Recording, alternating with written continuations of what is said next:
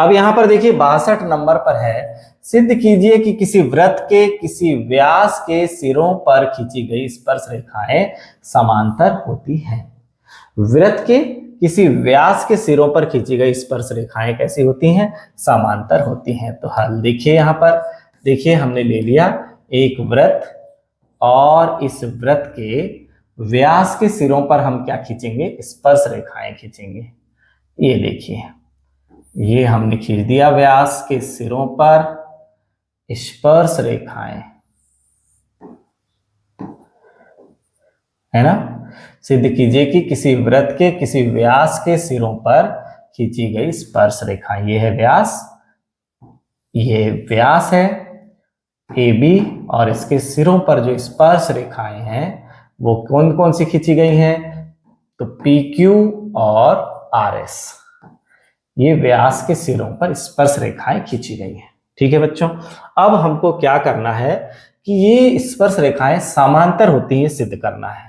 तो सबसे पहले लिख देंगे दिया है, क्या दिया हुआ है? वही बात, एक वृत्त जिसका केंद्र O है, जिसका केंद्र क्या है? O है।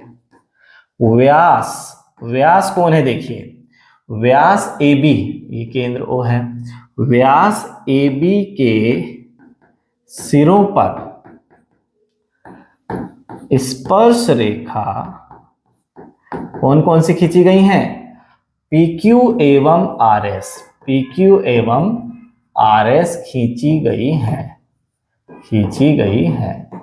व्यास के सिरों पर स्पर्श रेखाएं कौन कौन सी खींच दिया? PQ एवं RS खींची गई हैं। तो हमें क्या सिद्ध करना है?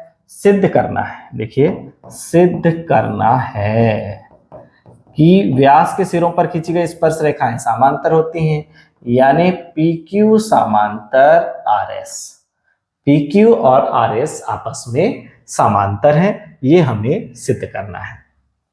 ठीक है बच्चों, अब हमें उत्पत्ति में लिखना है, क्या लिखना है? हम जानते हैं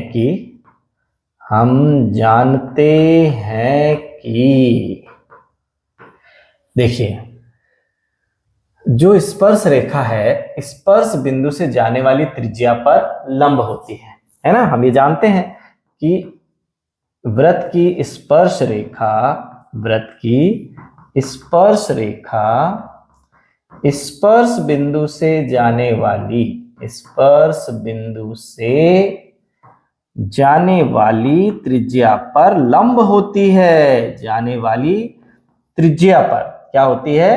लंब होती है। ठीक है, जब ऐसा है तो क्या हो जाएगा? ये वाला जो कोण बनेगा वो 90 अंश बनेगा।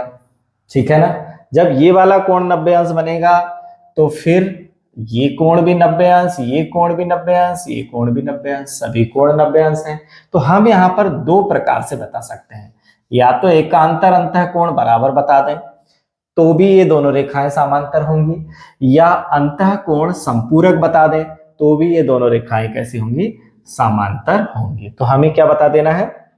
हमें बता देना है कोण PAO और कोण RBO। तो क्या हो जाएगा? कोण PAO बराबर कोण, या उस तरफ का ले लें SBO, कोण SBO बराबर 90 अंश। ठीक है, अब ये दोनों क्या है? कोण PAO और कोण SBO, दोनों कोण कैसे हो गए? 90 अंश के हो गए। ठीक है, जब ये दोनों कोण 90 अंश हो गए तो नीचे लिखना, चूंकि ये क्या है? एकांतर अंतः कोण है। क्या है ये? एकांतर अंतः कोण है। और जब एकांतर अंतः कोण बराबर हो गए हैं तो क्या हो जाएगा? PQ समांतर RS, अतः PQ समांतर RS, और ये क्या हो जाएगा? ये हो जाएगा सिद्ध।